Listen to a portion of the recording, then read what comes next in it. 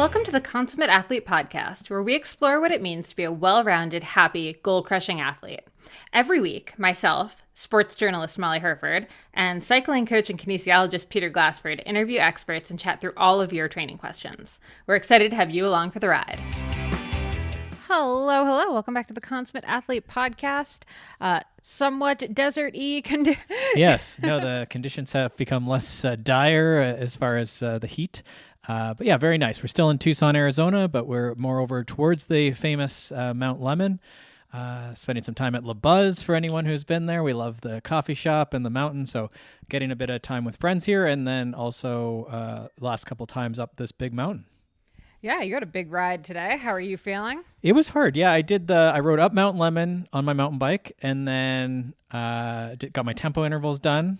And then I got up towards Bug Springs is the entrance for anyone who knows it, and then rode trail all the way down this mountain. So it takes like quite a while, and there's like some pretty I don't know what the correct word for it, but like dangerous sections, we'll say. Hectic, like perhaps intended for people to walk up the section on their hiking. But yeah, it's like just a great adventure. Probably best done with friends, though, is what I was reflecting on. I was like, maybe I'm getting too old for this stuff. But good times, great scenery. I had that reflection as I was going to text you that I was leaving, and it was like, do you want to send this in satellite mode? It's like, I mean, I don't really need to send this in satellite mode, but I'm a little concerned that you're in satellite mode. Oh. Should also add, as we're sitting here, there is a little hummingbird nest that I can see, and a tiny little hummingbird sitting on her nest. Okay, and we just learned that if you feed hummingbirds in the desert in the traditional way with like the juice and the feeder, apparently you kill the hummingbird because it gets so hot. So don't do that, or burn their throats or something. Yeah. Seems bad. Okay, but anyway, we have a number of questions today. Did you want to just dive into those, or what do you think? Yeah, I think let's do it. So I love this question. How do you decide when to part with old gear? By this, I mostly mean contact points, so saddle, grips, shoes, pedals, and shorts, but larger components would be interesting too.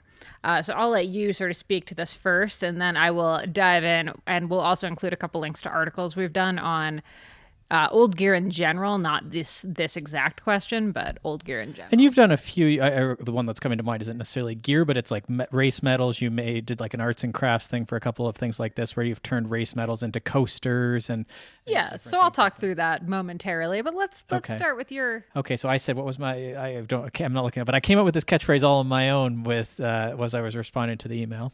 Niggles, wiggles, and holes. Yeah, so that's what I thought would be like a good, if you were looking for like a rule of thumb, is if you're starting to get niggles are like my knee hurts a little bit or my ankle's a little weird and it just sort of like comes on.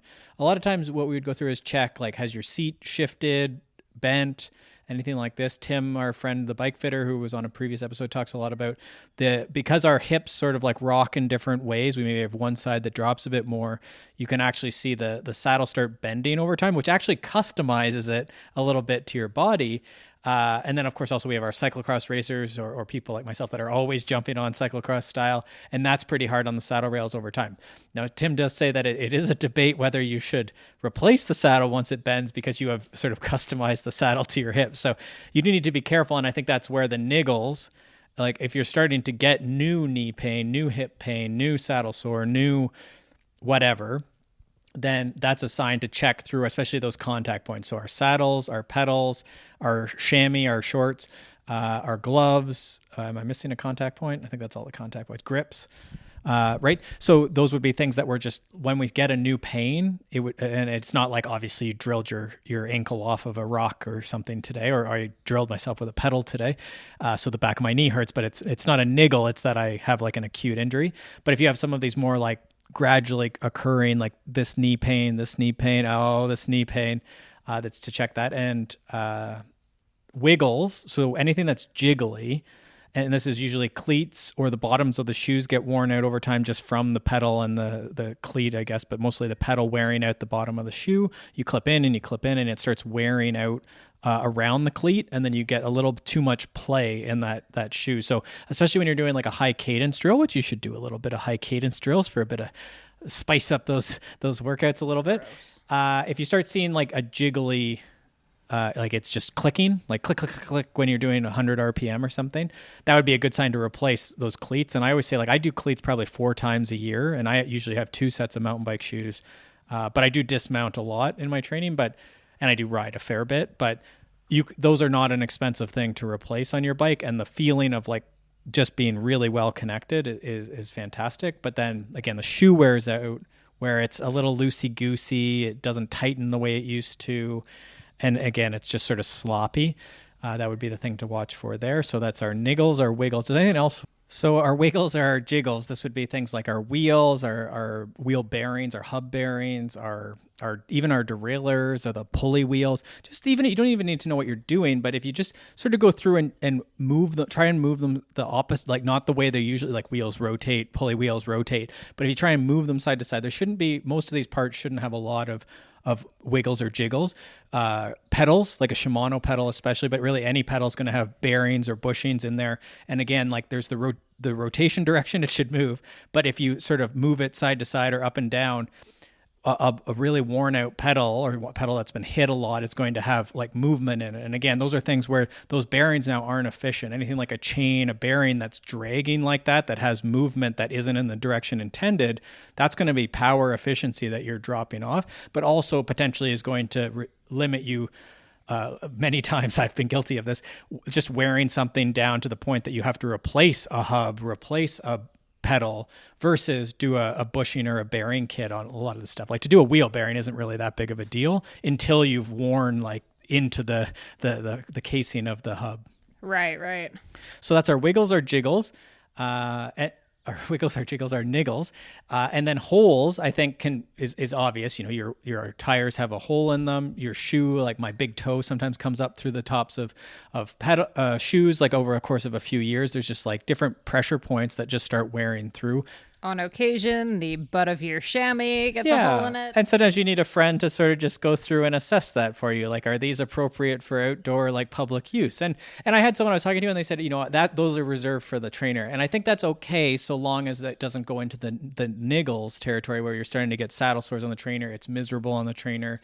You're sitting differently on the trainer. That would be the only caution with, again, anything wearing out is okay. Like it's okay until you've ruined the hub or you've gotten the saddle sore so bad you need to go to the doctor about that, right? So we can be cheap now and pay later, or you can pay a little bit now for the service, for the upkeep, the overhaul.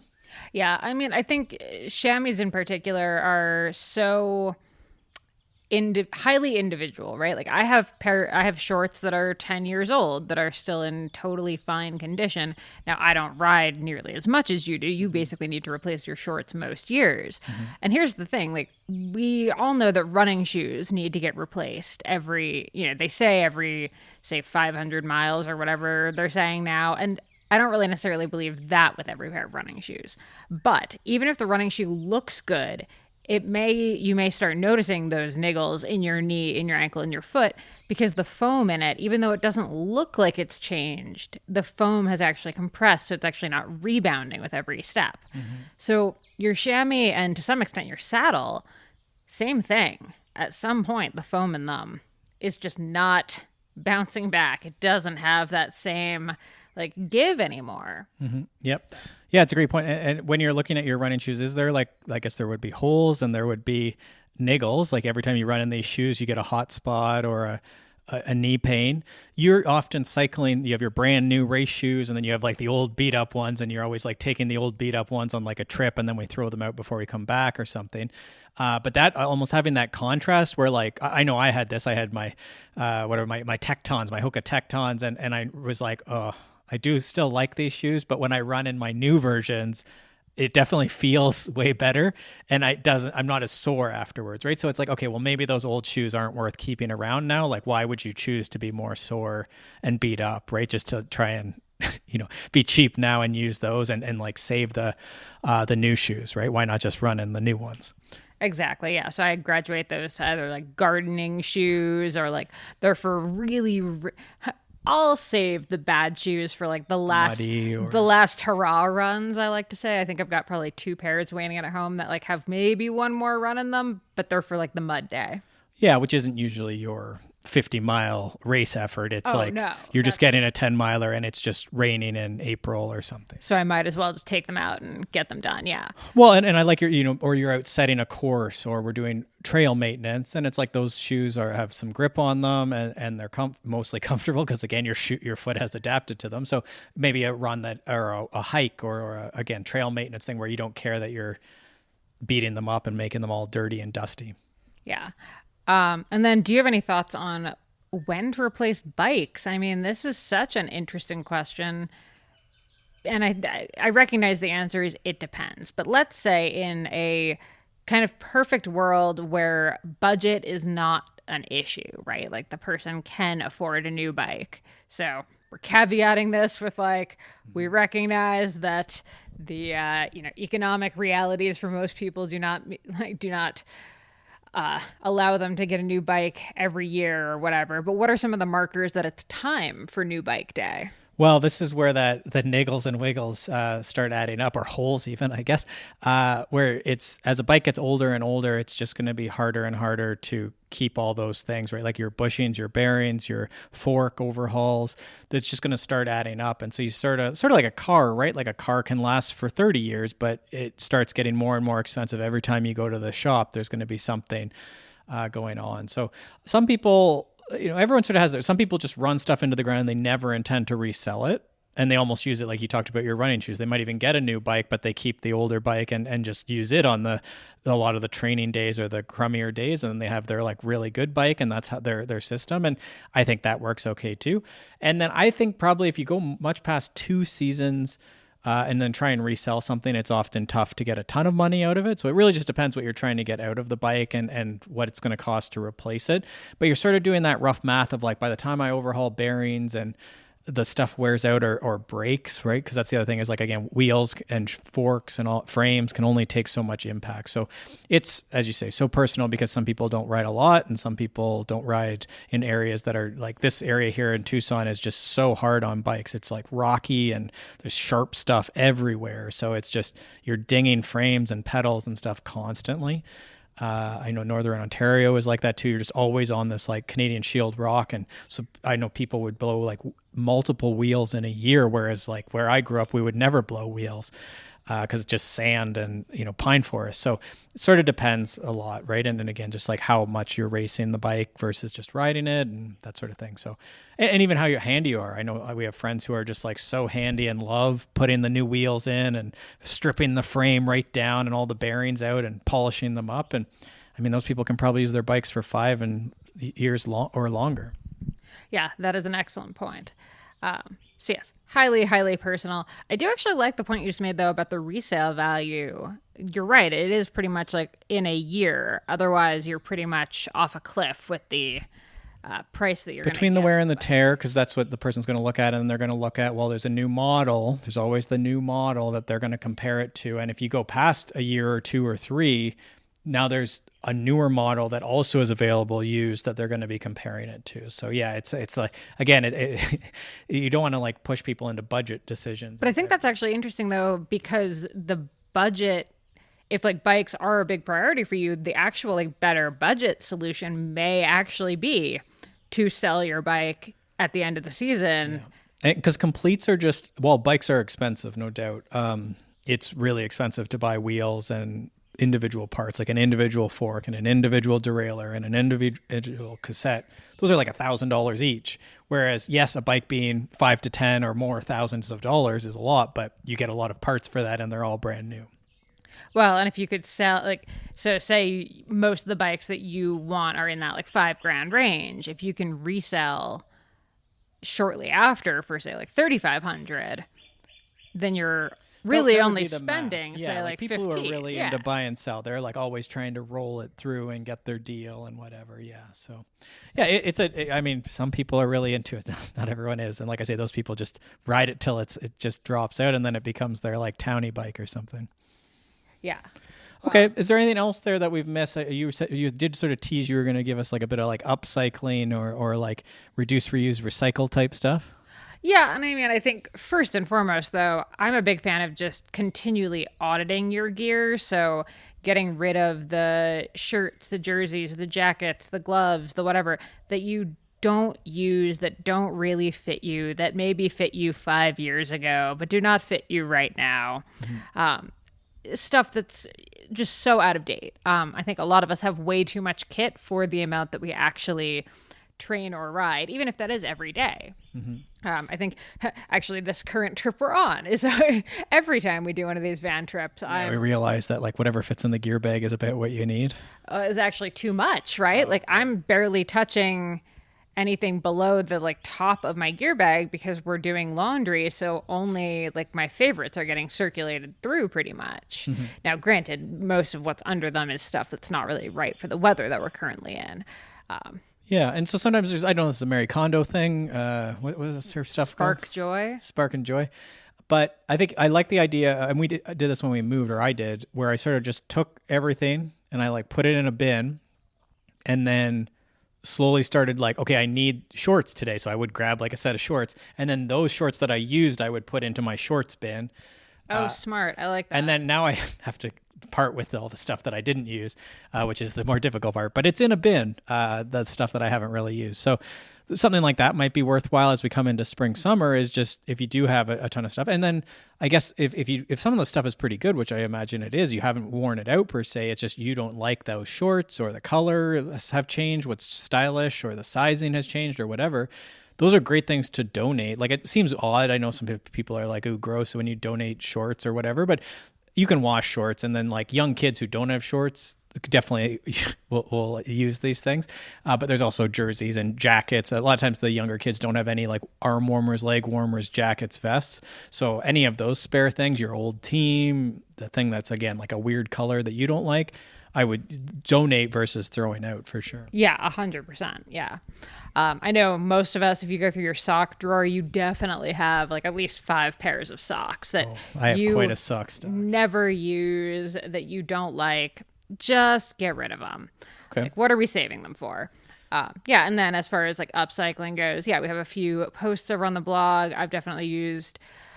I love an arts and crafts project. What can I say? I am my mother's daughter. So yeah, our coasters at home I made using resin and old race medals, which is very fun. People make like quilts out of jerseys. I don't know if that's cool anymore. Yeah. Is there anything else to do? Like, it's just the tough, like, you can recycle the metal. I guess there's that. Metal's valuable. You could like take it to the metal recycling. Is there anything else though? There's not really like. Not really. It's like, unfortunately, sport, once you get into the competitive side of it, is actually not as environmentally friendly as we like to pretend that it is. But I think that's actually maybe then the corollary to all of this, the follow-up to all of this, is only getting new gear that you do love, that you will use, that like truly fits you. Like, you're not buying it because it happens to be on sale, or because like a friend kind of like guilts you into getting the club jersey or whatever. Just get the stuff that you actually need and that you're actually going to wear. Mm-hmm. Yep, for sure. Okay, well, good question. Thank you. That was one that got submitted there just as a podcast question through our form as well, our anonymous question form. So that's linked in the show notes for your podcast player. You can also always just reach out on Instagram with a DM if you don't want it to be anonymous, and then you can say that. We don't have to say your name, but that would be a way to do it too if you have us on Instagram. But yeah, fantastic question.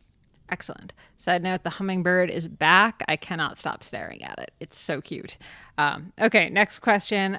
Order for strength and bike combo days. Okay, yeah. So this is, what is the name of that? When there's like a name for that. I'm blanking on it. Anyhow, we're doing strength and a bike in the same day. Often I will put this in for people. I would say people are probably more on the side of people don't like double days, but this would be an example of a double day.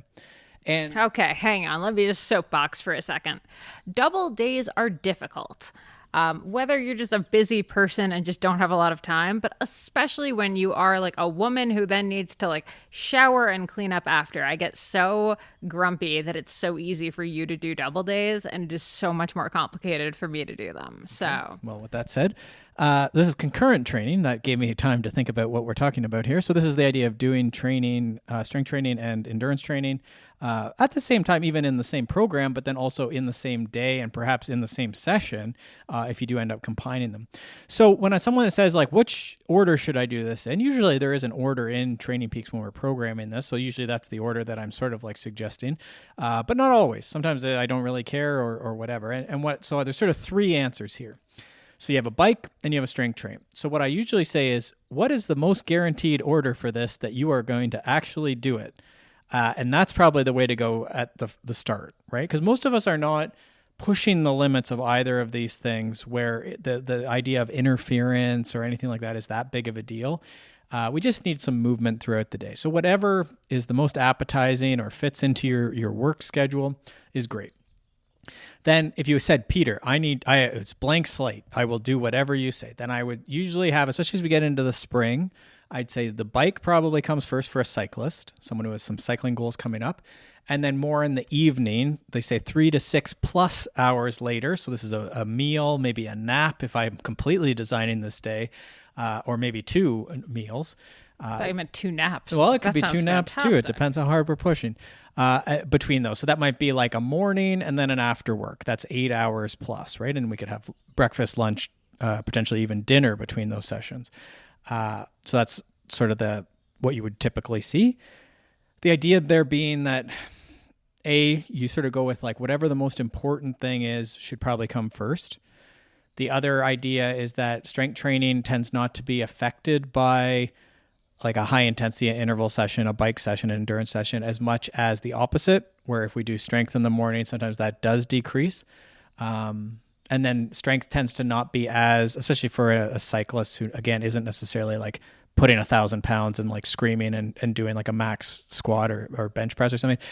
By the end of the day, you're tired, you've had life happen plus a workout. It usually isn't as affected by that mental fatigue or the fatigue of the day. So there's that. And then the other one that I think is probably okay, and is probably what you do a lot of times, Molly, is you sort of do the bike or the run, and then you do the strength like right when you get in the door. That's usually my ideal, to be honest. Mm-hmm. Now, it has changed. If I have I've now shifted where my workouts are, and I can't do a workout and then go right into strength. I just need to eat, so it just kind of messes that up. But when it was more just like an endurance run, yeah, super easy to just roll right into strength. And that would be the concern with combining things, is that you're sort of ending up softening the run workout, the bike workout, softening the strength, versus if we leave a bit of a gap, or either or both done, better. What I usually suggest to people is fueling the workout, the endurance workout really well, and then starting right into like the whey protein shake as you're doing the strength training, so that we're not having the strength training like at all, like as best we can. It's fueled, the materials are there to recover from the strength before it's even done. So just sipping away at that recovery shake that you might have even had anyhow after your workout, your endurance workout, just start that right away for the strength training. And you'll see that's recommended a fair bit, but that's sort of the way that I would mitigate any of that interference of that concurrent training or combination session.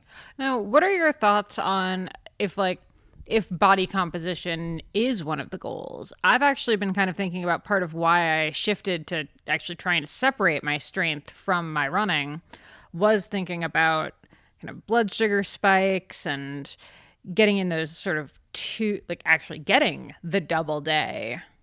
Yeah, and that would be, you get the 2 workouts and the 2 recovery periods. That would be why double days with elites are common, right? That would be the idea, is that like you're increasing frequency density, but like you're increasing the number of anabolic session or periods in your day, right? Post-workout, your body's ready to rebuild, to adapt. So that would be the idea. Now, if someone started doing that right off the bat, then maybe that would be too much. But for elites, especially elite runners, that's why you start seeing them start doing double days, is they don't want to run all day. They want to have like multiple sessions that are higher quality. So that's the argument for 2 double days. That would be 2 endurance workouts, but certainly strength would be part of that as well. So yeah, I think that makes a lot of sense.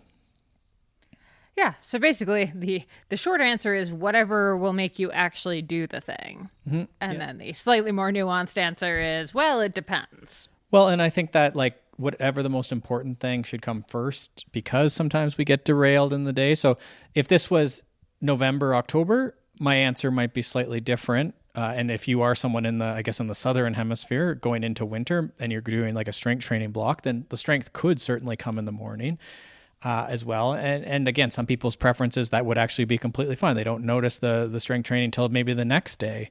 And that's ultimately why I end up putting this into masters schedules, is we have the strength training that we're supposed to do it. We want to do it, but we like to bike or run or both every single day. And the problem is the strength is always going to make us, we're sore from the strength. So what we do is we do the intervals and the strength on the same day. And then the next day we do an endurance low intensity session where it shouldn't matter that you're a little sore and tired. That's sort of this high, low, off pattern. So that's sort of how you end up in this situation. Perfect. Okay. Last question here. And we don't have like a perfect question around this, but basically thinking towards a longer endurance race, so say 7 to 8 hours, how should you think about pacing? And I hate to start a question or an answer to a question with "it depends," but my God, does it depend? Right. And so we were talking before the show here that like this is something like a 50K, maybe up to a 50-miler run. This is an 8-hour relay. This could be a gravel race, really. It could be 100K to 100-mile gravel race or mountain bike. Again, it all depends who you are, right? So even when we make plans, I'm always like, well, some people, like you just did a 50K gravel running race and you did it in about 4 hours, right? Under 4 hours, okay. But yes. And then people would have been like, usually the rule of thumb is that like you have your winner's time, and then most events you'll see it's about twice towards the back of the pack. Not always perfect, but like it's surprisingly how often that's the situation. So for an event organizer, you can almost like take that as we're expected win time, and then when are people going to be like finishing up on the course. So in that event, it could have easily been 7 or 8 hours for people out there. So the question is, how do you pace something that's, I would say even your race where it's over, say 3 hours, this is over a marathon distance. How do you pace something like that where it's starting to get 4 and 5 and 6 and 7 and 8 hours? Because we know that if we start out like a cross-country mountain bike race or a 20-minute time trial or a 5K running race pace or a 10K running pace, there's only one way that can go after you get past that duration, right? Like if you're at your best pace for 10 kilometers of running or 20 minutes or 40 minutes of biking, there's only one way that your pace can go. And so with pacing, the gamble that we're making is that we'll be able to carry on at a better average speed and get a better end finish time if we pace better, if we hold a steady pace. That's like the belief that like a pacing plan would give you, right?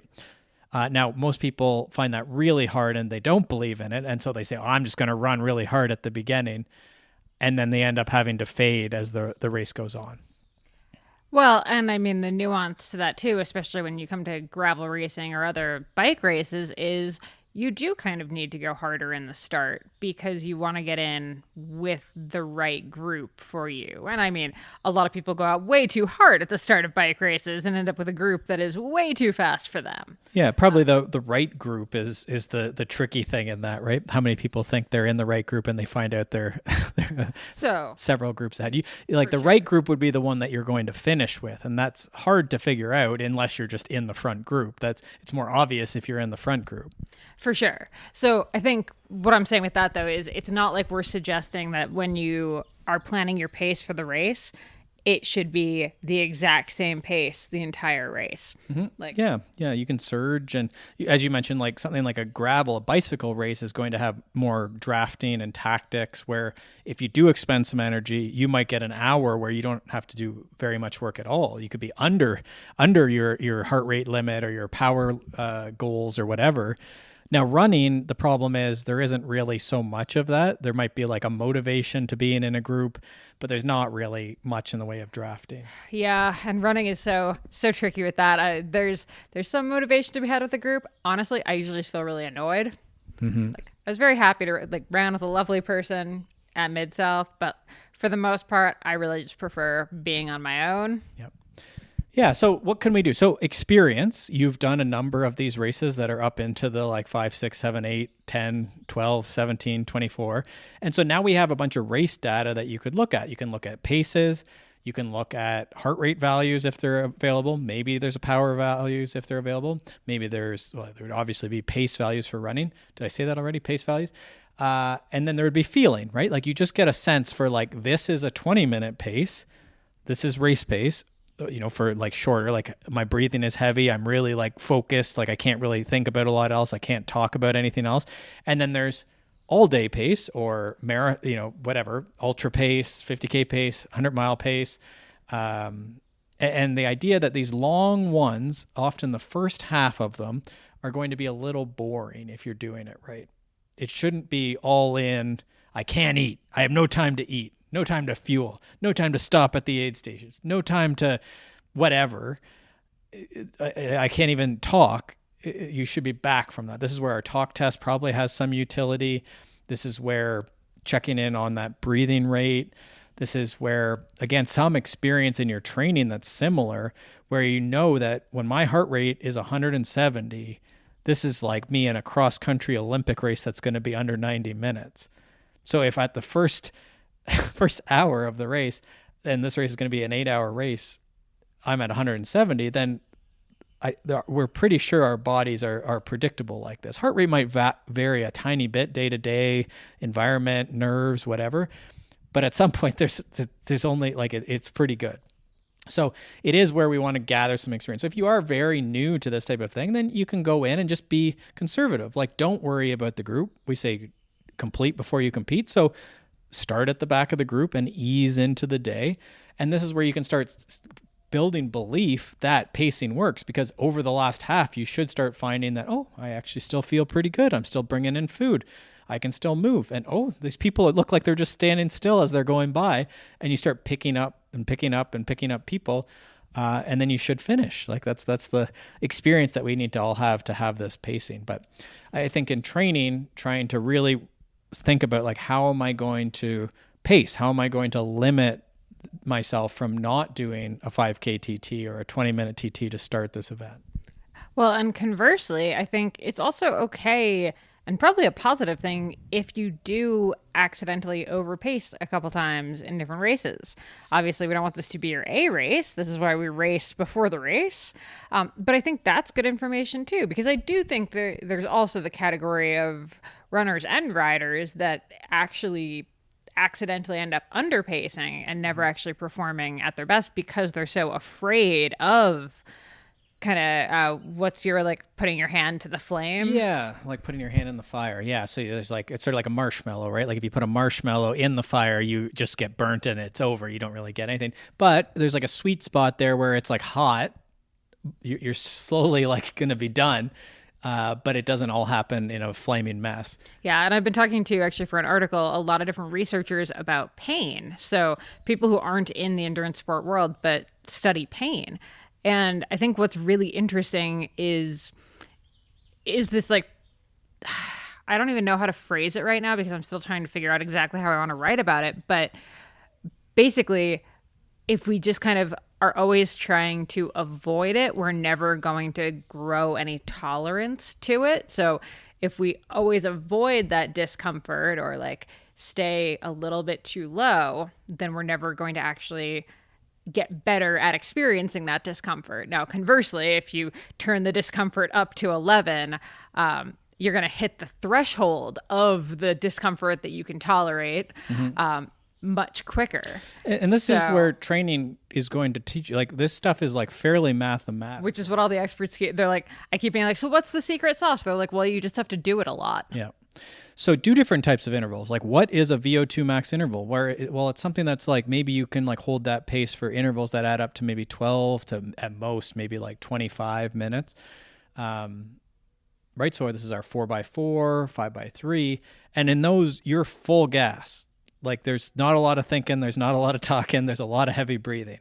And so what does that feel like? What does that look like? What is the power? What is the heart rate? What are the sensations? Do you have the urge to stand a lot?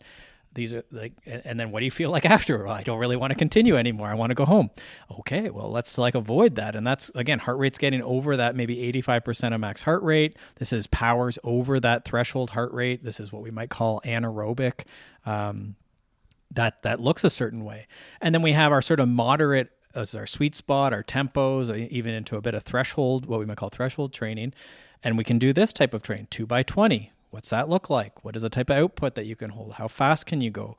What does that feel like? Oh, it's like a tension in my hip. It's like the breathing's there, but it's not like haggard like that VO2 interval stuff I did. And then what does our all-day pace look like? What is this? We could call it zone 2, but let's just call it endurance training. What is low-intensity training? What does that look like? What is a true under 75% of max heart rate, under 75% of threshold power, under 75% of run threshold pace? We often joke that like a lot of the runners, everyone just runs at this like pace that's not really based on like any sort of test. So figuring that out. And I think that last one, that all day pace, that's what we're talking about in these 8 to 24 hour plus events. By nature of them, we know that that's where you're going to end up in the average power, the heart rate. Whether you start higher or not, the body will have that average and it'll put you back down there or lower by the time you get there. This is the file I look at all the time. It can be 20 minutes to 2 hours really hard up above, and then you'll see it plummet. And that's where people can't really hold that, high zone 2 tempo, zone 3. They can't really hold that. That's where we would expect that nice steady pacing to be, is like just undulating across there for these long things. You're dipping into, as you say, surging a little bit for maybe a climb or an attack, or you're in a group or a headwind, but then you're coming back down. Well, and especially with all-day pace, again, one of the researchers I talked to, and I think we're going to have him on the podcast, Sam Marcora, he was saying one of the biggest researchers is that. Just drop it like some guy. Some dude, yeah. Sam, my buddy Sam and I were talking, and we were talking about the fact that really when you are talking about ultra endurance, when you're talking about the all-day pace, it is so much more psychological than it is physiological at that point. And that's where this brain training, you go back to our episodes with Dr. Scott Fry, I think are great. We have Aaron Ayala on. I think going back to those is really important, because especially if you've started out a little too spicy and you have to dial down the pace, come back to that all day pace, I think your motivation gets shot, right? You're mad at yourself. So I actually think that most of the time when we have these like blow ups in these races, because like quote unquote, because we went out too hot, I don't actually think it's because physiologically we're screwed. I think it's because mentally we've screwed ourselves. Yeah, you tell yourself that it's all over. Yeah, a lot of times, like if you have a fast start, as Molly said, like that's actually not bad. We've talked in the past about Balat's, Veronique Balat is the researcher that did a lot of the 30-30 research, especially in running. And she talks about a smiley pace. And so that means fast start, usually with marathon running is what she'd be talking about. So a little faster over pace, maybe for 1 or 2 kilometers. So for a while, but I mean, what would that be? 4 to 8 minutes, maybe, for a fast marathoner, or like a moderate marathoner, I guess, not a fast marathoner, but like a pretty good marathoner. And then at the end of the race, if you have anything left, you ramp it back up, and that would make that smiley pattern, right? Where it's higher, dips down to the goal pace, dips up, finish it as hard as you can. And I'd say if you look at my 50K at Mid-South, that's exactly what I did. Mm-hmm. And also, I think there is something to be said for the hard start and just telling yourself, yeah, I did that because it was a tactic. Because honestly, it is. Like, if you can get out ahead of like whoever your competition is, no matter where you are in the field, if you can get ahead of that competition, the odds are pretty good that competition is now sad. For sure, yeah. You want to go around and like scare people a little bit, and like you say, get in out of sight. So these are tactics. You can spend these, they call them matches. You can spend the matches by going a little harder wherever you want, but remember, there's only so many matches. And I think if you can go in with the mindset of like, cool, I spent one of those matches, instead of, oh God, I'm blowing up, I think that completely changes and actually, again, the researchers are backing me on this. It does change the frame by which you feel that discomfort and have that ability to keep pushing the pace. And I wouldn't say I did fantastic with this, but at Mid-South, I was like, I'm just going to go with the pro group and see how long I can go with this and see how it goes. And so like around midway, I was like, this is getting really bad. So I sort of like sat up and took in some fuel, took in some water, stretched a bit, took a bit of a break, but continued moving. I was like still moving like at a reasonable pace, but just like backed right off, like below pace or average pace, and then waited for like a group or maybe 2 groups to come through. And then I was like, okay, I'm going to sit in this group for a while, and just sort of like started making little micro challenges. Okay, can I stay in this group? Can I work in this group? And just so I still was getting great race experience and still moving along quickly in a group, just like a group or two back from where I had been. So whereas I could have just been like, this is over, this sucks, I'm riding alone, I'm never riding with people again, and like people are annoying, and I'm just going to take all day to finish this thing, right? Versus, okay, what are the things I can do to make this better? Fuel, take a little break, refocus, positive self-talk, you don't suck, just everyone's 20 years old and pro and trying really hard, right? Like these are the things that like we all have to like go through these. But I love your point that like it's probably not over, but we could make better choices early, like 2 hours of really hard racing versus 2K, 8 minutes, 10 minutes of a harder start. Yeah. And I guess one last thing on this, I was actually working on another article for Canadian Cycling Magazine about gravel racing. And I was asking this question about like, I always end up going out too hard at the start and I blow up. Like, what do I do? And Andrew Lesperance, one of our good friends, gravel cyclist, off-road cyclist, awesome guy, he actually came at it from a totally different perspective. He's like, well, are you fueled at the start and are you fueling early? And it's funny because like the light just came in and as I'm saying this, I'm like, oh, it was like a light bulb moment. It really was a good reminder of like fueling is such a big part of pacing strategy. Yeah, and I they think go together. Yeah. You cannot talk about pacing without talking about fueling. And I think a lot of people that say like, oh, I went out too hard and blew up. I think if you look at how much food they took in the early parts of the race, or, did they take a gel on the start line? Did they start fueling at mile 1? Right. Probably not. Right. And that would be, why are those linked? Well, if you start dipping over that zone 2, right, this is where people talk about fat burning or whatever, the higher and higher we go in that intensity, this is where it becomes more and more carb dependent, which isn't good or bad. It just is the fact of like the faster we move, the harder we exercise relative to our capacity. This is more carb dependent. Now, this is the carbohydrate evolution is like, well, what if we just are stuffing tons of carbs into the body and it has all the carbs it needs? Perhaps then you can be a little more aggressive. Yeah, exactly. And I think even if your strategy was more of this Balat, like 10 minutes and then sort it out and come back down, you probably are still like want to absorb that and fuel that so that, again, it's not quite so damaging and down the road. Yes. So basically, yeah, when you feel yourself getting off pace, it's always like ask yourself that question of like, am I hungry? Am I thirsty? Do I suck or am I just going uphill? Right. And so once you get race data, you can look at it. One thing that I'll look at is the average heart rate for the race. And then if we were going to pick a limit, sometimes picking maybe 10 beats above that is sort of an interesting experiment. So if you had a race that was similar-ish, you could say, okay, I averaged 145 beats, even if like the start was really hard and then it just came apart in the last half. You could say, okay, but the average was 145 and then 155. And usually what you'll see in these folks is that they actually did the first chunk, first quarter at, if this is the math, so 145 average. I'm saying maybe let's try 155 as a cap, a limit for the first half of the race at least. But these people probably were hitting 165, 170 in the initial moves, which is a lot more. It's going to really pull that average up in the first bit. But if we say, okay, in the start, you're fresh and you're going to be a little irrational. You're all psyched up. You're all carbed up. You're going to think that this is the way to go. But what if we limit you a little bit? You're on the climb. You're saying, I wonder if I'm going hard. And you look down and you see 160 and it's like, oh, I was supposed to stay under 155. Okay, I'm just going to like walk for 10 steps, ease it a little bit, and then carry on. And then just see, like, I think at some point you just have to be brave and see like what happens at the end of the race. Does it go way better? Does the fuel digest way better? Are you passing people? Do you get your best finish time ever? Then you're going to believe. So that's like a one. And then if you don't have races or you need to practice this a bit more, it's things like the hard finish is one I really like run or bike for an extended period of time, whatever that means for you, like several hours, couple hours, several hours.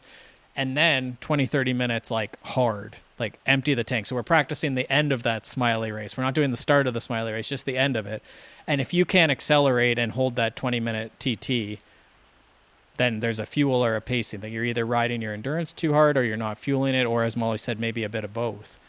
Ooh, that's a really good one, and definitely a good catch on what true endurance pace is. Because as you alluded to before, a lot of us just kind of have that one weird power number or miles per hour or pace or whatever in mind that is not exactly accurate. So what would happen is that, say that's like more in a zone 3 and someone just is pretending like it's zone 2.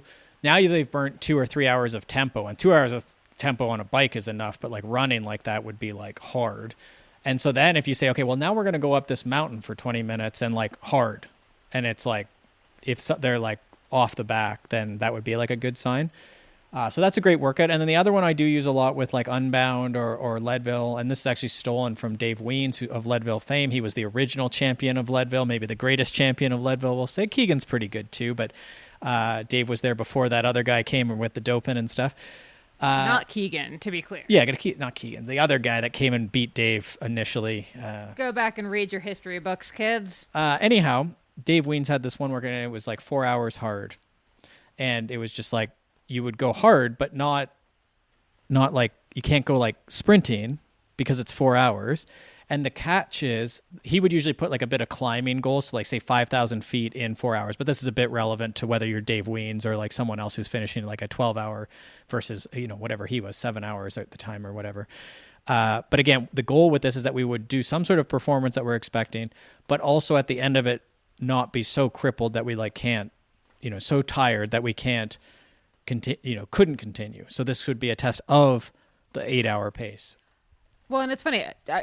I'm sorry. I just did an article for Runner's World where I talked about things what not to do with your long run. And Jenny Quilty, who we have had on the podcast, one thing she said was, after your long run, you shouldn't have to take the rest of the day off. You should be able to walk the dog, walk around, do your house cleaning. Like, you shouldn't just have to like sink onto the couch. If you have to just collapse yourself onto the couch after that, or after that, even that 4 hour hard, then you went too hard. I think that's a good way to think of it, especially for busy people. I was just talking to someone who's doing Unbound and is following the plan. So we did a consult, and he actually has said like this fueling stuff is great because he's been doing Ironman and all this stuff for a long time. So he comes from the eating is cheating world, and he said, I used to do that like Sunday long ride, and like I wouldn't be able to help my wife around the house and didn't do yard work and couldn't walk the dog, like all the things you just listed. Can you imagine being his wife and be like, I'm sorry, you just needed to drink more Gatorade and you could have been doing the house chores? Well, I'm like, well, Furious. Let's take the success that you're still married and let's it's true, let's help with the chores a little bit. But I think for the busy person who's going to do Unbound, they're going to do an 8-hour relay, they're going to do a 100-miler, 100K, 50-miler. You're not going to train like that most weeks. You're going to do a 2 or 3 hour workout, but then you can move throughout the day like a quote unquote normal person. So you can work on the back deck or mow the lawn or take the dog for a walk or whatever you have to do. And I do think that that's a good test again of did you achieve the goal of the workout, the pacing, and then are you fueling appropriately given these goals for sure. So that's a good one for sure. But it is tough. Like when we're talking about the race pace is like, it is a tricky thing to really nail. But if you do find that you're fading in your events, as Molly said, the pacing and the fueling are sort of intertwined there. So that's where we want to review. Like how many times do you need to make the mistake before you're like, I'm just running this thing at zone 4, threshold pace, and then collapsing, but it's an 8-hour event. 100%. Okay. And of course, if you have any specific questions on that, feel free to book a consult and chat through your race pace goals with Peter and figure out a plan. And we'll include a link for that in the show notes. And actually, you finally brought back the 3-month training plan with a phone consult. Mm-hmm. Yep. It's a combo, 30-minute call plus the training plan. That's actually what I'm doing right after this. I've done the call just before this podcast, and then I'm going to go build the plan here right Excellent. After this. Well, we should let you get on to that. As always, feel free to drop us a question, a rating, a review, all that fun stuff. Links are in the show notes. With that, happy training, and we will see you next week. Thanks so much for tuning in to the Consummate Athlete Podcast. If you want to hear more training, racing, and endurance sport advice, make sure you subscribe to the podcast and leave us a rating and review. You can also subscribe to our newsletter at consummateathlete.com for a weekly dose of inspiration and advice straight to your inbox.